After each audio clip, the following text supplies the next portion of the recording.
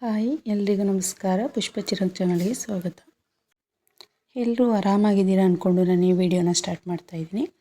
ನಾನಿವತ್ತು ಟೈಲರಿಂಗ್ಗಳಿಗೆ blouse stitching ಮಾಡ್ತಾಯಿದ್ರೆ continue blouse stitch ಮಾಡ್ತಾಯಿದ್ರೆ ಅವರಿಗೆ ಬೆನ್ನು ನೋವು ಬರ್ತಾ ಇರುತ್ತೆ. ಅಂಥ ಬೆನ್ನು ನೋವಿಗೆ ಒಂದು ಮನೆಮದ್ದು ಪರಿಹಾರನ ನಾನು ತಿಳಿಸ್ಕೊಡ್ತಾ ಇದ್ದೀನಿ. ಅದಕ್ಕೂ ಮುಂಚೆ ಯಾರಾದರೂ ಹೊಸಬ್ರು ನನ್ನ ಚಾನಲ್ನ ನೋಡ್ತಾ ಇದ್ದರೆ ದಯವಿಟ್ಟು ಸಬ್ಸ್ಕ್ರೈಬ್ ಆಗಿ ಸಪೋರ್ಟ್ ಮಾಡಬೇಕು ಅಂತ ಕೇಳ್ಕೊತೀನಿ. ಪೂರ್ತಿ ವಿಡಿಯೋ ನೋಡಿ ಸಪೋರ್ಟ್ ಮಾಡಿ. ಸ್ಕಿಪ್ ಮಾಡಿ ವಿಡಿಯೋ ನೋಡೋದ್ರಿಂದ ನಿಮಗೆ ಯಾವುದೇ ರೀತಿ ವಿಡಿಯೋ ಮತ್ತು ನಾನು ಹೇಳೋಂಥ ಪಾಯಿಂಟ್ಸ್ ನಿಮಗೆ ಅರ್ಥ ಆಗೋಲ್ಲ. ಇವಾಗ ನಾನು ಈ ವಿಡಿಯೋ ಅಂತಂದರೆ ಬೆನ್ನು ನೋವು ಅಂದರೆ ಟೈಲರಿಂಗ್ಗಳಿಗೆ ಆಲ್ಮೋಸ್ಟು ಎಲ್ಲರಿಗೂ ಕೂಡ ಬೆನ್ನು ನೋವು ಬರ್ತಾ ಇರುತ್ತೆ. ಯಾಕಂದರೆ ಮಧ್ಯದಲ್ಲಿ ನಾವು ಒಂದು ಹಾಫ್ ಆನ್ ಅವರ್ ಅಷ್ಟೇ ಬ್ರೇಕ್ ತೊಗೊಂಡು ಬೆಳಿಗ್ಗೆಯಿಂದ ಸಂಜೆ ತನಕ ಕಂಟಿನ್ಯೂ ಆಗಿ ಸ್ಟಿಚ್ ಮಾಡ್ತಾಯಿದ್ರೆ ಕಾಮನಾಗಿ ಎಲ್ರಿಗೂ ಬೆನ್ನು ನೋವು ಬಂದೇ ಬರುತ್ತೆ. ಸುಮ್ಮನೆ ವರ್ಕ್ ಮಾಡ್ತಾ ಇರೋರಿಗೆ, ಕೆಲವು ಬೇರೆ ಬೇರೆ ಮನೆ ಕೆಲಸ ಮಾಡ್ಕೊಂಡಿರೋರ್ಗೆ ತುಂಬ ಬೆನ್ನು ಪೇಯ್ನ್ ಬರುತ್ತಾ ಇರುತ್ತೆ ಕೆಲಸ ಮಾಡ್ತಾ. ಆದರೆ ನಾವು ಬಟ್ಟೆ ಹೊಲಿರ್ತಾ ಇರ್ತೀವಿ, ಕಂಟಿನ್ಯೂಯಿಂದ ಕೂತ್ಕೊಂಡಂಗೆ ಕೂತಿರ್ತೀವಿ, ಎಲ್ಲೂ ಓಡಾಡಲ್ಲ. ತುಂಬ ಹೊತ್ತು ಒಂದು ಹತ್ತಿರ ಮಧ್ಯ ಊಟಕ್ಕೆ ಮಾತ್ರ ಬ್ರೇಕ್ ತೊಗೋತೀವಿ. ಅಂಥವ್ರಿಗೆ ಬೆನ್ನು ನೋವು ಕಾಮನಾಗಿ ಬಂದೇ ಬರುತ್ತೆ. ಇದಕ್ಕೆ ಒಂದು ಮನೆಮದ್ದು ಪರಿಹಾರ ಇದೆ. ಆ ಮನೆಮದ್ದು ಪರಿಹಾರ ಯಾವುದು ಅಂತ ನಾನು ಈ ವಿಡಿಯೋದಲ್ಲಿ ತಿಳಿಸ್ಕೊಡ್ತೀನಿ. ನನ್ನ ಕೊನೆಯಲ್ಲಿ ಈ ಪರಿಹಾರ ಯಾವುದು ಅಂತ ತಿಳಿಸ್ಕೊಡ್ತೀನಿ. ಅದಕ್ಕೂ ಮುಂಚೆ ಇನ್ನು ಕೆಲವು ಟಿಪ್ಸ್ ಹೇಳ್ತೀನಿ, ಅದನ್ನು ಕೂಡ ನಿಮಗೆ ಆದರೆ ಫಾಲೋ ಮಾಡಿ. ಇಲ್ಲ ಅಂತಂದರೆ ನಾನು ಲಾಸ್ಟಲ್ಲಿ ಹೇಳ್ತೀನಲ್ಲ ಒಂದು ಪಾಯಿಂಟ್ಸು, ಅದನ್ನು ಮಾತ್ರ ನೀವು ಫಾಲೋ ಮಾಡ್ತಾ ಬನ್ನಿ. ನಿಮ್ಗೆ ಯಾವುದೇ ರೀತಿ ಬೆನ್ನು ನೋವು ಬರಲ್ಲ.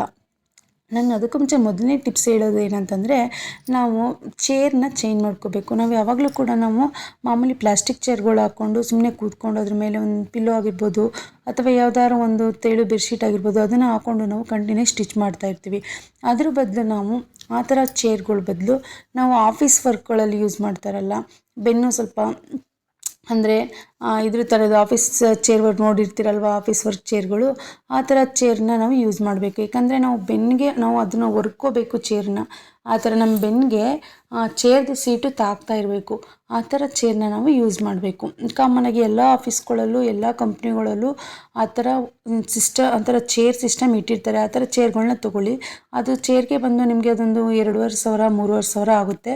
ಇದು ಸ್ವಲ್ಪ ಕಾಸ್ಟ್ಲಿ ಆಗುತ್ತೆ ಚೇರು. ಯಾಕಂದರೆ ಬೆನ್ನ ಹತ್ರ ಅದು ಬಂದ್ಬಿಟ್ಟು ಒಂಥರ ಇದ್ರ ಶೇಪಲ್ಲಿ ಇರುತ್ತೆ.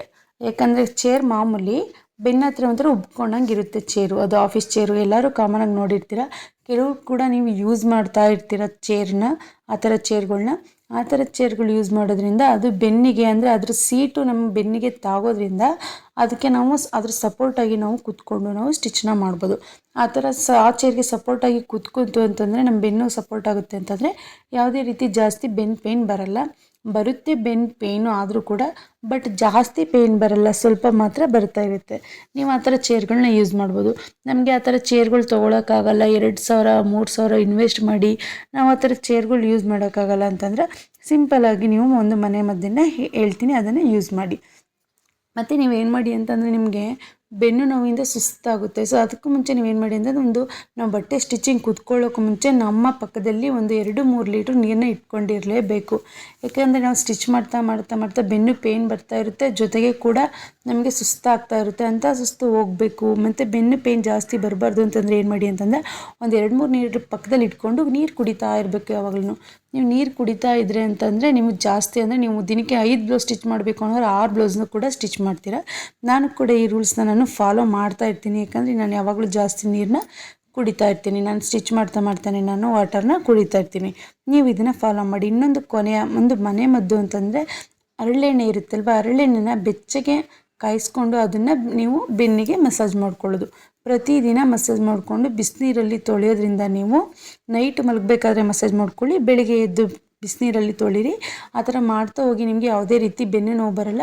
ಈಸಿಯಾಗಿ ಕೂತ್ಕೊಂಡು ನೀವು ಬ್ಲೌಸ್ಗಳನ್ನ ಸ್ಟಿಚ್ ಮಾಡ್ಬೋದು. ದಿನಕ್ಕೆ ಬೇಕಾದ್ರೆ ಒಂದು 7-8 ಬ್ಲೌಸ್ ಕೂಡ ನೀವು ಸ್ಟಿಚ್ ಮಾಡ್ಕೋಬೋದು. ಯಾವುದೇ ರೀತಿ ಪೇಯ್ನ್ ಬರಲ್ಲ. ಅಂದರೆ ಹರಳೆಣ್ಣೆ ಆವಾಗೆಲ್ಲ ಕಾಲೆಲ್ಲ ಉಳುಕ್ತು ಅಂತಂದರೆ ಇದೇ ಥರ ಫಾಲೋ ಮಾಡ್ತಾಯಿದ್ರು. ಏನೇ ನೋವು ಬಂದರೂ ಕೂಡ ಹರಳೆಣ್ಣೆನೇ ಕಾಯಿಸಿ ಹಚ್ಚಿ ಮಸಾಜ್ ಮಾಡಿ ಫಾಲೋ ಮಾಡ್ತಾಯಿದ್ರು.